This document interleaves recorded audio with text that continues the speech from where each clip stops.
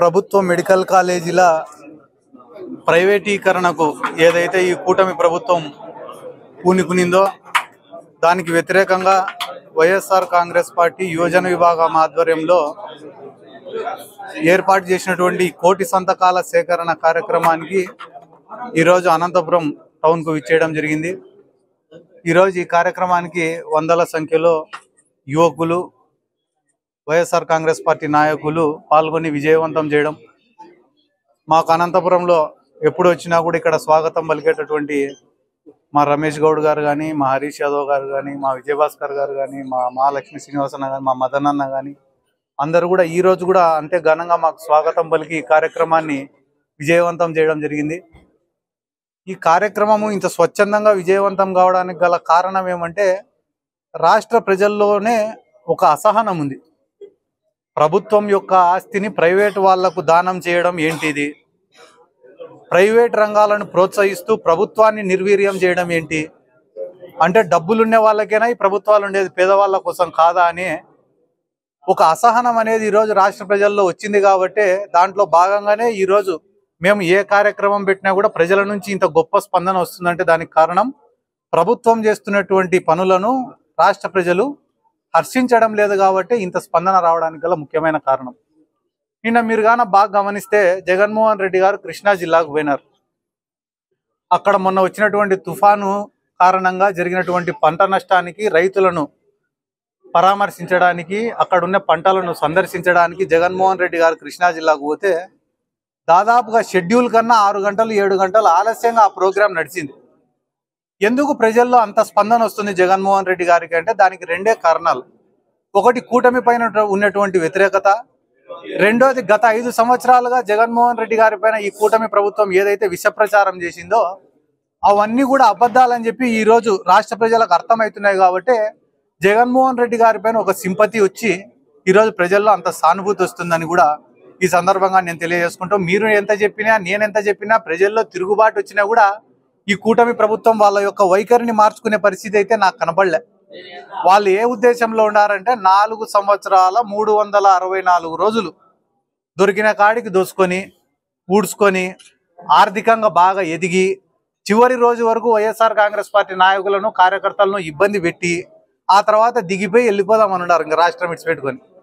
ఆ తర్వాత 5 ఏళ్ళు బాగా సుఖంగా సంతోషంగా సంపాదించిన డబ్బుతో తిరుగులాడదాము, మళ్ళీ ఎప్పుడైనా ఏదన్నా గాలి వస్తేనో ఇంకొకటి వస్తేనో గెలుస్తాము, మనకు ప్రజలతో ఏం పని లేదు, ఫస్ట్ది సంపాదించుకోవాలా, రెండోది దోచుకునేది యాడ్నో చోటికి పోయి దాచుకోవాలనే ఉద్దేశంలో ఉన్నారు తప్పనిచ్చి ప్రజలకు మేలు చేయాలనే ఉద్దేశంలో ఈ కూటమి ప్రభుత్వం అయితే లేదు. దానికి గల ముఖ్యమైన ఎవిడెన్స్ కారణం ఏమిరా అంటే, వాళ్ళని ఏదన్నా ఎవరైనా ప్రజలు వచ్చి క్వశ్చన్ చేసి మహిళలకు 18 ఏళ్ళు దాటిన మహిళలకు ఎందుకయ్యా పథకాలు ఇవ్వడంలే, నిరుద్యోగులకు ఎందుకయ్యా ఫీజు రియంబర్స్మెంట్ ఇవ్వడంలే అని అడిగితే వెంటనే వైఎస్ఆర్ కాంగ్రెస్ పార్టీ వాళ్ళపైన కేసులు పెట్టాల. ఎంత ఘోరం రా అంటే 5 ఏళ్ళు వైసీపీ పైన లిక్కర్ స్కామ్ అని చెప్పి బురద చల్లినారు. లైసెన్స్డ్ డిస్టిలరీల ద్వారా మద్యాన్ని ప్రజలకు చేరిస్తే ఏమో అక్రమ మద్యం అన్నారు. ఈరోజు టీడీపీ గవర్నమెంట్లో ఇళ్లలో ఎవరిని సొంత ఇళ్లలో వాడు డిస్టిలరీలు పెట్టుకొని మందు తయారు చేసి ప్రతి జిల్లాకు Reebok showroom, Nike showroom, Puma షోరూములు ఉంటాయి. అట్లా ప్రతి నియోజకవర్గానికి ఒక డిస్టిలరీని ఫ్రాంచైజీ డిస్ట్రిబ్యూటర్లను పెట్టి అమ్ముతున్నారు. మా జగన్ సార్ కులం చూడం, మతం చూడం, ప్రాంతం చూడం, పార్టీ చూడం, అందరికీ పథకాలు ఇస్తామంటే పాపం చంద్రబాబు కూడా అదే ఫాలో అవుతాడు. కులం చూడడంలే, మతం చూడడంలే, ప్రాంతం చూడడంలే, పార్టీ చూడడంలే, ఎవడైనా బెల్ట్ షాప్ పెట్టుకోవచ్చు, సాయంత్రం అయితే లెక్కియచ్చు ఇళ్ళకి, అంతే తప్పనిచ్చి ఈ రాష్ట్రంలో జరిగేది ఏం లేదు. పాపం నిన్న మొన్న బీసీ నాయకుడైనటువంటి జోగి రమేష్ గారిని అరెస్ట్ చేసినారు. ఇండియా పాకిస్తాన్ కొట్టుకొని భూటాన్ పైన బాంబులు వేసినట్ట. ఆ మద్యం అమ్మే టీడీపీ వాడు, డబ్బులు వచ్చేది టీడీపీ వానికి, డిస్టిలరీ ఉండేది టీడీపీ వాని ఇంట్లో. ఒక్కసారి ఎవడైతే కానీ దొరికిన వాళ్ళది కాల్ డేటా, లాస్ట్ 8 నెలలకు సంబంధించిన కాల్ డేటా తీస్తే కడప జిల్లాకు, ప్రకాశం జిల్లాకు లేదా రాయలసీమకు సంబంధించిన ఒక 2 ఎమ్మెల్సీలు, తెలుగుదేశం పార్టీ ఎమ్మెల్సీలే దీంట్లో కీలక పాత్ర అనేది బయటపడుతుంది. కోర్టులో వేయండి, లేదా వాళ్ళవి సిమ్ములు ఎయిర్టెల్లో, జియోనో, వోడాఫోనో ఉండేవో మూసుకునేవి ఈ వోడాఫోన్లు. కానీ ఒక్కసారి కాల్ డేటా వెరిఫై చేస్తే వీళ్లకు టీడీపీ వాళ్లకు లింకులు ఉన్నాయా లేదా ఎంతసేపు బయటపడుతుంది? 2 నిమిషాల పని. ఆ పని చేయరు. కావాలని జోగి రమేష్ గారి పేరు చెప్పాలా, ఆయనను అరెస్ట్ చేపియాలా, ఈ మద్యానికి సంబంధించిన కుంభకోణాన్ని మొత్తం తెచ్చి వైఎస్ఆర్ కాంగ్రెస్ పార్టీ పైన రుద్దాలా అని చెప్పి ఒక దరిద్రమైన పనికిమాలిన ఆలోచనలతో ఉన్నారు. ఇది కూడా ఇప్పుడే ఎందుకు అరెస్ట్ చేసినారంటే ఆడ కాశీ బుగ్గలో తొక్కిసలాట జరిగి 7 మందో 8 మందో చచ్చిపోయినారు కాబట్టి దాన్ని ప్రజలలో తొక్కిసలాట జరిగితే దిక్కులే, ఆడ సింహాచలంలో తొక్కిసలాట జరిగి గోడ కూలి చచ్చిపోతే దిక్కులే, నిన్న కాశీ బుగ్గలో తొక్కిసలాట జరిగితే దిక్కులే, మహిళల పైన అఘాయిత్యాలు జరిగితే దిక్కులే, రైతుల పంటలు నష్టపోతే దిక్కులే, విద్యార్థులకు ఫీజు రియంబర్స్మెంట్ బకాయిలు చెల్లించకపోతే దిక్కులే, నిరుద్యోగ భృతి ఇవ్వకపోతే దిక్కులే.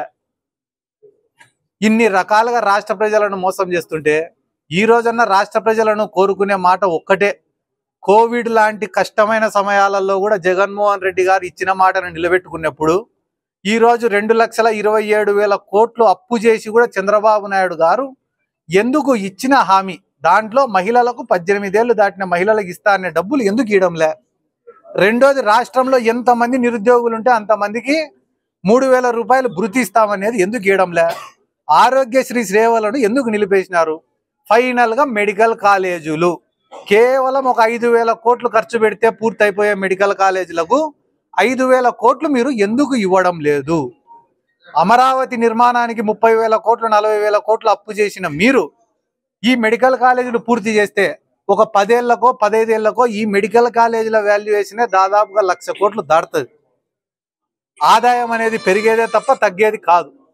కాబట్టి రాష్ట్ర ప్రజలకు అందరికీ ఫైనల్ గా నేను చెప్పే మాట ఏమరా అంటే, ఇది కేవలం పెత్తందారుల కోసం ఏర్పడిన ప్రభుత్వమే తప్పనిచ్చి పేదవాళ్లకు ఉపయోగపడే ప్రభుత్వం కాదని చెప్పి ఈ సందర్భంగా నేను తెలియజేసుకుంటూ, సరే ఇంకొక 3 సంవత్సరాలు ఎన్ని ఆటలు ఆడతారో ఆడండి, తీవ్రమైన వ్యతిరేకతకు లోను కాక తప్పదని తెలియజేసుకుంటూ సెలవు.